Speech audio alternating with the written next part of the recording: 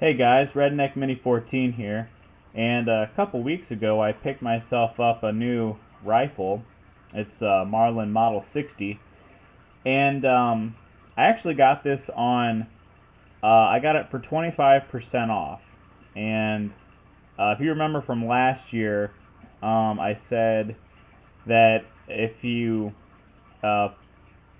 people that work for Walmart, if they work the Black Friday sales, the following week they'll get a 25% discount off of pretty much whatever they buy.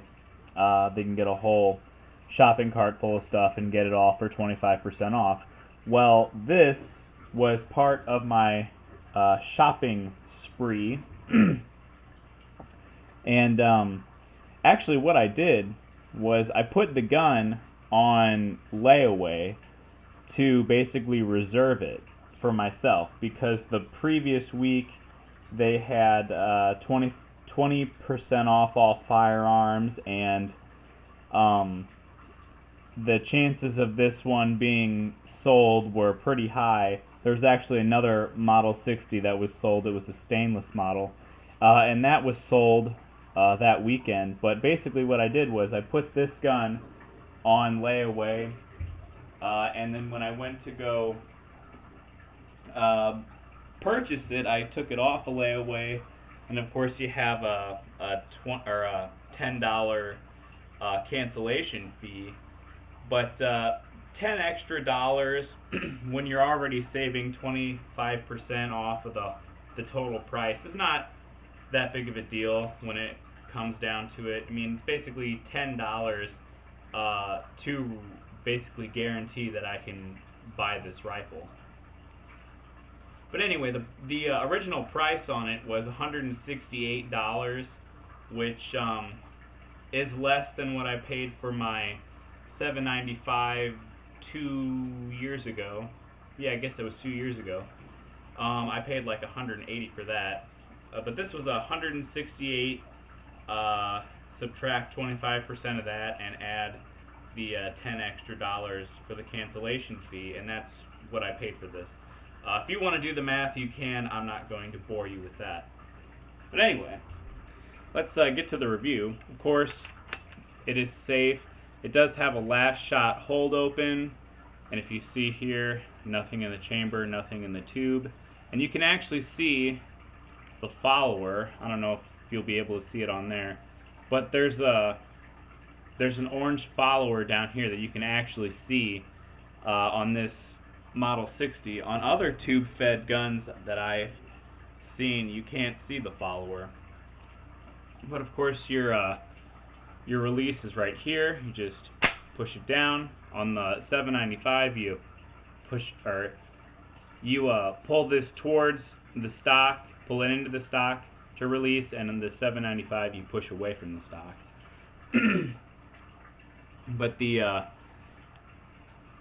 safety is behind the trigger. Of course, red is fire, black is safe. I always keep my guns on safe when they're not being used.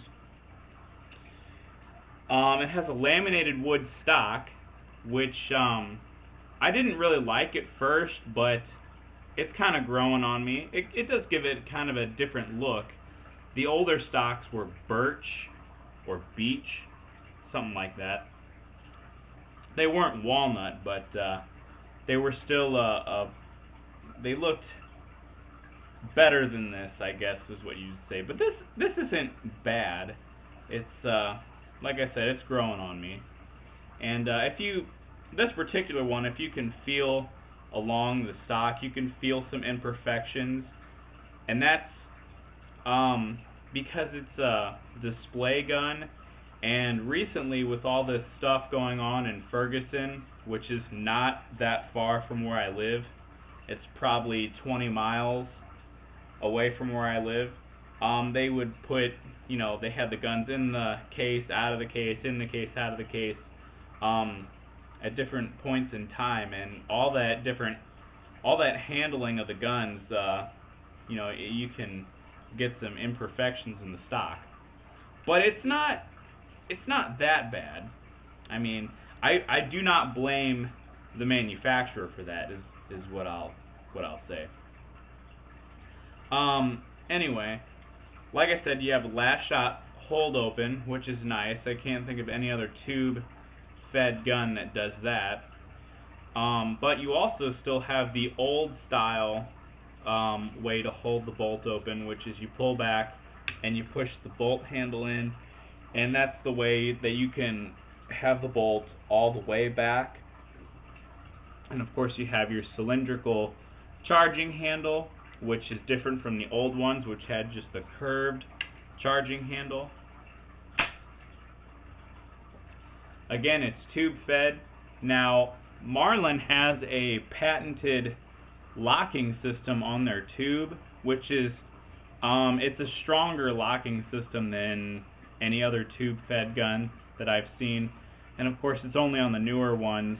The older ones, like from, I guess, maybe the 80s, mid 90s, and previous, basically, let me do it like this.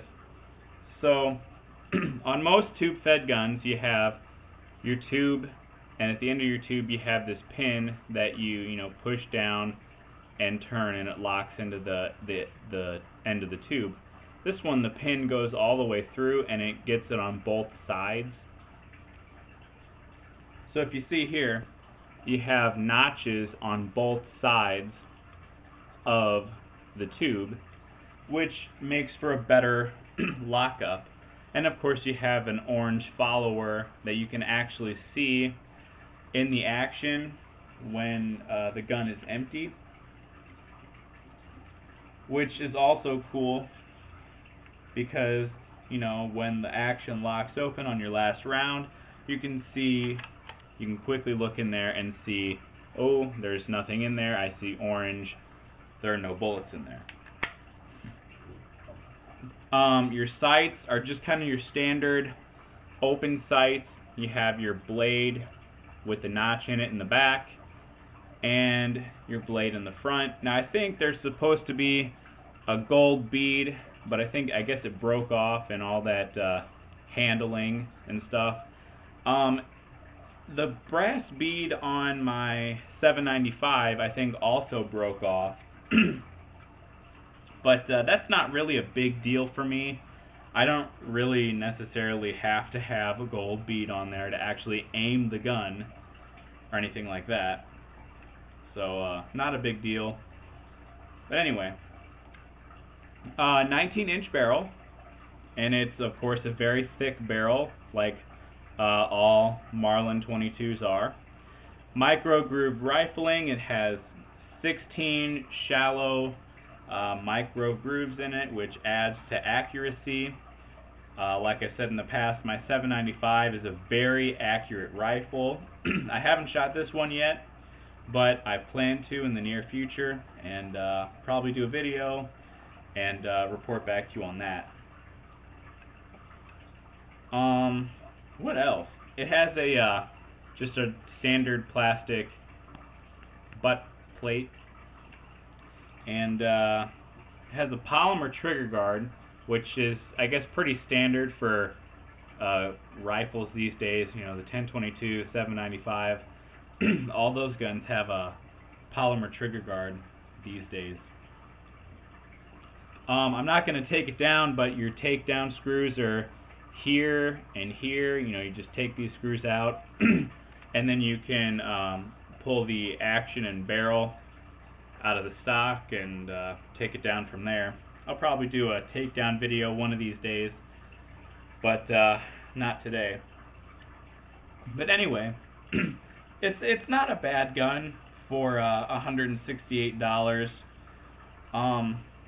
I really like it so far. Like I said, I haven't shot it, but that's going to be in the near future. I'm going to do some comparison videos with this and like the 1022, the 795, and even my 49, which is going to represent the older Model 60s, because it's very similar interior. Like the interior is very similar to an older Model 60. And of course, there are differences between the older Model 60s and the newer Model 60s, and that's what that video is going to be about. But anyway, I don't really think I have anything else to say.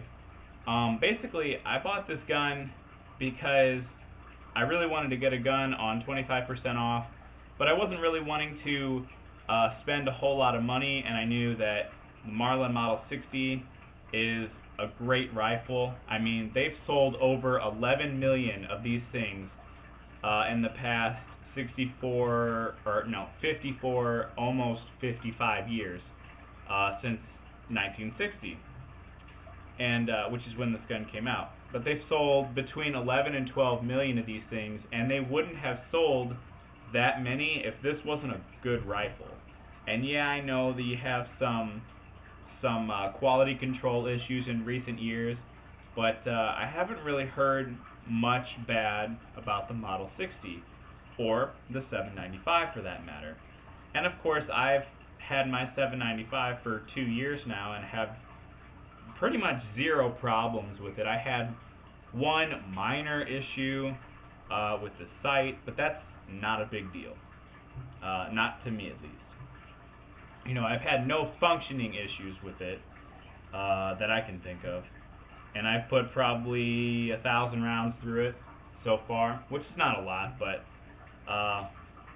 that's a lot for somebody who doesn't go out and shoot all the time. Anyway, I'm satisfied with this rifle, and of course, I won't know for sure until I actually take it out and shoot, but like appearance-wise and you know, how it feels to work it, I'm very satisfied, and yeah. So anyway, that's all I have for this video. Subscribe to my channel, like me on Facebook. I'm RedneckMini14, and until next time, be safe.